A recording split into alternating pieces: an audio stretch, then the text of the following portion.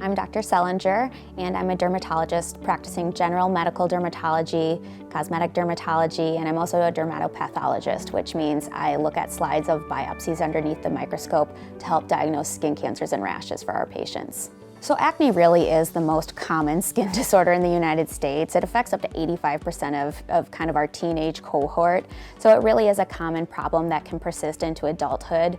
Acne is really multifactorial. There's a lot of different causes, but it's essentially inflammation and blockage within our hair follicle and oil gland unit. And so all acne kind of stems from that hair follicle unit. It can affect patients of all ages, and we do see a tendency for severe acne certainly to run in families.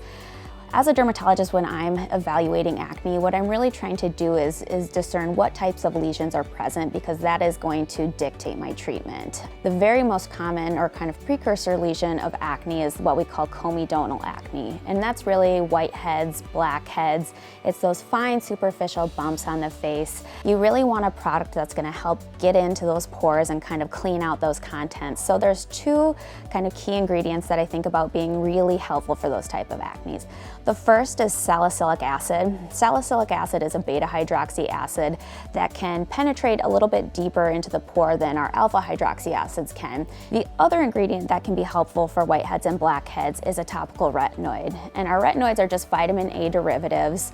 You may hear the term retinol, you may hear the term retinoid. Retinoid is kind of a wastebasket term that encompasses these vitamin A derivatives, and what they do is help normalize skin shedding, and that can also lead to the elimination of whiteheads and blackheads on the skin. As that follicle gets more and more plugged up with contents, and it's usually just oil, dead skin, sometimes bacteria, but especially as you get more bacterial involvement, sometimes the contents of that follicle will bust open, and that's when we start to see those pink bumps, those inflamed, angry, red pimples. This inflammatory acne can certainly be painful for patients. This inflammatory acne can lead to more cysts, nodules, scarring, and in the case of that nodulocystic type acne, then that's when I really want to be aggressive and even bring up treatments such as Accutane. Then I think about introducing an ingredient called benzoyl peroxide. Benzoyl peroxide can be found in creams and gels and washes that are available over the counter, and it has antimicrobial activity, meaning it can help eliminate the bacteria within the follicle that may be causing some of that inflammation. It's a really nice ingredient also to be able to use for breakouts on the body, especially as a wash. I always recommend getting a bottle, keeping it in the shower, using it to wash face, chest, back, and then making sure it's rinsed really well before you get out.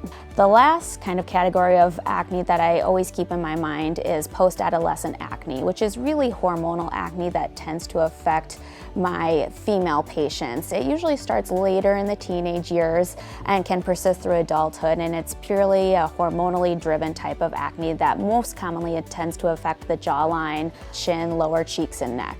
So certainly stress plays a big role. The other lifestyle factor that I do think definitely plays into acne can be diet. Studies are showing more that diets high in dairy and high sugar foods in particular can definitely make acne worse. So I always tell patients if they consume a lot of those type of products, eliminating or reducing may help improve their acne. It's really tempting to buy a bunch of different products and try things piecemeal here and there, but really all acne ingredients take at least 6 weeks to work. So I always tell patients kind of pick one regimen, stick with it. You have to do it every day to see results, and stick with it for at least 6 to 8 weeks before you're evaluating whether it's helpful for you or not. But you want to wash your face at least once a day, and then you can introduce, after washing your face, perhaps a medicated gel or cream with an active ingredient for acne in it, followed by moisturizing. It doesn't matter how minor or severe your acne is, we always have treatments available that can help. If you're really starting to notice discoloration, scarring, certainly that's an indication to come in and talk to us about the acne. If you're family planning, that's another time that's important to come in for guidance with acne treatment, because a lot of ingredients that are available over the counter are not safe for pregnancy or breastfeeding. Within the clinic then, as dermatologists, we're able to guide you on products that are safe for whatever stage of life you're in, and supplement those over-the-counter ingredients with some of our targeted prescription therapies, both as creams, gels, washes, pills, depending on the severity of your acne.